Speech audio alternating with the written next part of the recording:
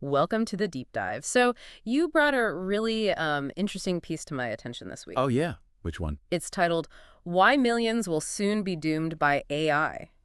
Came from Wisdom Warriors, and it's looking closely at a video by Joe Bachi. Ah, right. That one. It definitely paints a stark picture. It really does. It argues we're at this absolutely crucial point, facing this pileup of global crises, and right in the middle of it all is this exponential growth of artificial general intelligence, or AGI. That's the core of it, yeah. Yeah. And I know you're looking to get up to speed quickly on these big shifts without, drowning in detail. Exactly. Need the fast track. Well, this article, it gives you a pretty direct line into its main arguments. It doesn't really pull any punches about what it sees coming very soon. Right. So our mission today basically is to unpack this thing. We want to get to grips with what it's saying about, well, how fast AGI is really coming. And the potential fallout, yeah. Socially, economically. Totally. And this other part that caught my eye, this emphasis on something it calls spirit, and maybe a cultural rebirth. Yeah, that's a fascinating angle. Okay, Yeah. let's dive in. Okay.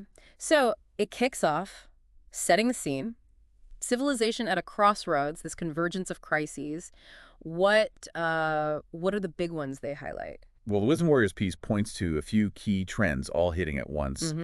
Things like social collapse. It even uses the dating market as a kind of symptom of wider breakdown. Interesting example. Yeah.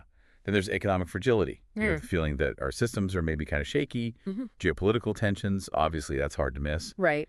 And weaving through all that is this massive technological explosion, especially, they argue, AI just accelerating like crazy. Exponentially. Exponentially, yeah, they really hammer that point home. And connected to this, Bachi's video and the article talk about the singularity. Now, for anyone maybe not familiar, how do they explain that? And why do they think it's so close? Okay, so the singularity, as they frame it, is that moment when machines basically get smart enough to start improving themselves faster than humans can keep up. Yeah. It kicks off this runaway intelligence explosion. Right. The point of no return, almost. Kind of. And what's really striking is they're not talking about it like it's some, sci-fi concept decades away. They argue pretty forcefully that we are right on the edge of it, maybe even already dipping our toes in. Already? Wow. Yeah, because of the speed of AI progress we're seeing right now. So the singularity, for them, it's when we create something smarter than us that can then make itself even smarter, a total game changer. Okay, that makes sense. And that leads right into the specific AI and robotics they mentioned, the stuff driving this urgency. Yeah. What systems do they flag?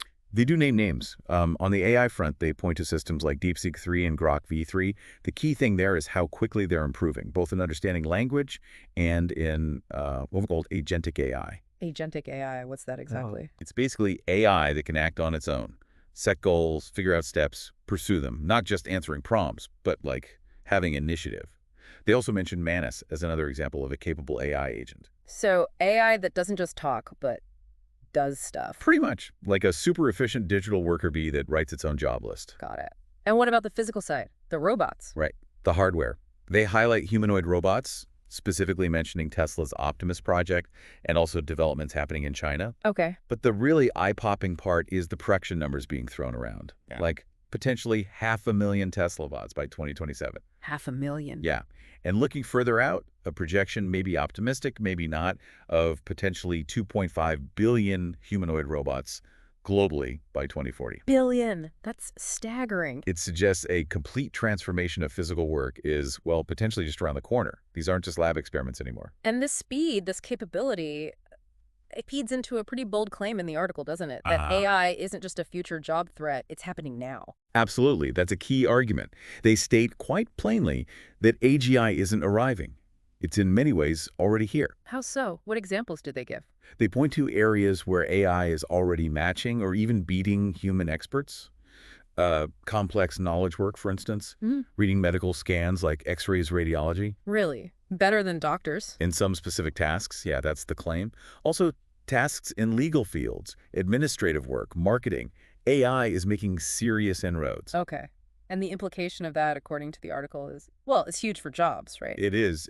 The Wisdom Warriors piece doesn't mince words. It gives a pretty sobering warning, suggesting that with AI already this capable, basically all jobs could be at risk. Maybe as soon as 2028. All jobs by 2028. That's incredibly soon. It's a very rapid timeline they're proposing. Yeah. a picture of massive, imminent disruption to the job market. Which loops right back to the singularity idea. You said they define it in a specific way related to AI improving itself.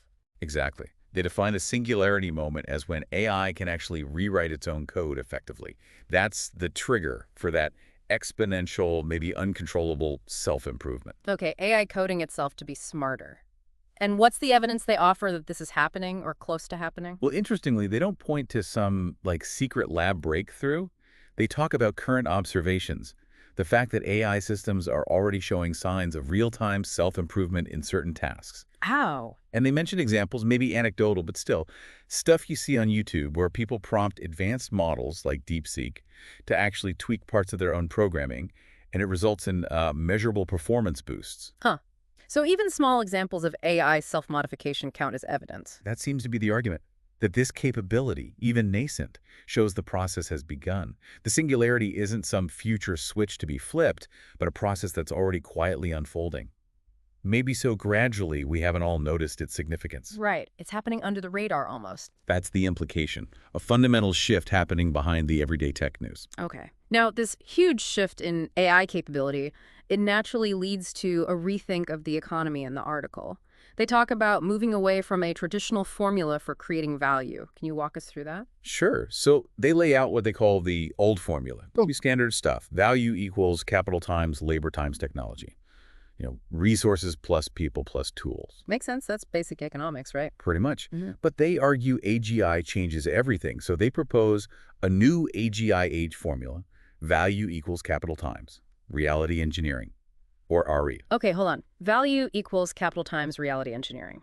So where did labor and technology go? Why are they less important in this new view? Well, the argument is that AGI and advanced robots essentially absorb the functions of both labor and technology. Absorb them? Yeah. If you own capital, you can deploy AI to do the thinking work and robots to do the physical work. They become tools of capital rather than separate multipliers alongside it. Ah, I see. So capital can now directly command both the brains and the brawn, so to speak, through AI and robotics. Exactly. That's the core idea. Human labor, both mental and physical, becomes less essential in the direct value equation. And technology itself just becomes part of the capital deployment. Okay, that's a massive shift. So if labor and tech are functions of capital, what on earth is reality engineering? And why is that the new key factor alongside capital? Good question. They define reality engineering, RE, as the mental and strategic side of using that capital. It's about how you deploy the AGI and the robots to actually shape the world, the physical world, the social world. So it's like the strategy behind using the super tools. Precisely. It's the foresight, the intelligence, the creativity in directing the capital and its robot extensions. The new differentiator isn't just having money, it's the smarts, the reality engineering smarts to use it effectively with these powerful new tools. The thinkers, the strategists, they become central. Okay, wow. That's a fundamental rethink. Mm-hmm.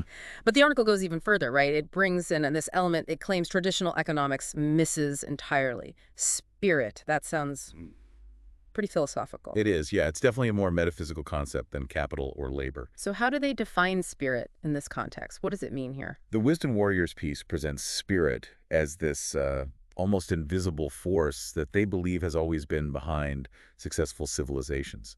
Something more than just money or tech. Like a collective will, or? Sort of. They talk about the historical Western spirit, for example, embodying things like exploration, innovation, that drive to ask big questions, to push boundaries. That spirit, they argue, was the fuel for a lot of progress. Okay, so not literal spirits, but the underlying drive and values of a culture. Exactly. The shared purpose, the animating force that makes a society strive and build and explore. But the article seems to think that this Western spirit, as they call it, is, well, in trouble. Yeah, that's a major concern they raise. Yeah. They argue that this historical spirit is fading, being replaced by spiritual emptiness, maybe social isolation, too much focus on just stuff, materialism. And that fading spirit is a problem. Why? Especially facing AGI. Because they see it as a source of resilience, of direction. Yeah. If that's weak, it could be a major vulnerability when facing the huge changes AGI brings. They see the breakdown even in basic social connections, again, the dating market example, as a symptom of this deeper spiritual malaise. And they contrast this with other places. China was mentioned. Briefly, yeah. It sort of floats the idea that maybe other civilizations like China might have different forms of collective spirit or social cohesion, Yeah. and that this could actually be an advantage in navigating the AGI era. So a strong sense of shared purpose might be key to handling this powerful tech. That's the question it raises. Could that cultural unity be a deciding factor? Okay, so we've got super fast AI, robots potentially taking over, a new economic formula based on reality engineering, and this underlying concern about spirit. Given all that, the article lays out two possible futures, two paths society could take. What are they? Right. It paints two very different pictures. Path one is basically comfort and escapism. Comfort and escapism seems familiar. Yeah, think widespread VR, Yeah. AI friends filling social gaps, life revolving heavily around consumption, kind of a passive existence mediated by tech. Okay, what's path two? Path two is what they advocate for. Mm-hmm. Reality engineering and cultural rebirth. This is the active path. It involves people consciously building new ways of living, new societal structures, new goals. And integrating that spirit thing again. Exactly. Finding ways to combine a renewed sense of purpose and meaning with a smart deployment of capital and technology. Actively shaping the future, not just consuming it. And clearly the article favors path two. Why? What's the big danger of just drifting into the comfort and escapism future? The core worry is that without actively working to rebuild community, find new sources of meaning, foster human creativity, the AI revolution could just hollow us out, strip away identity, purpose, belonging. So the escapist path might seem easy, but it could lead to a really diminished human experience in the long run. That's the warning, yeah. A less fulfilling, maybe even meaningless existence, despite all the technological comforts. Okay, so bringing this all together for our listeners, this isn't just tech talk, is it? The article's making a much bigger point.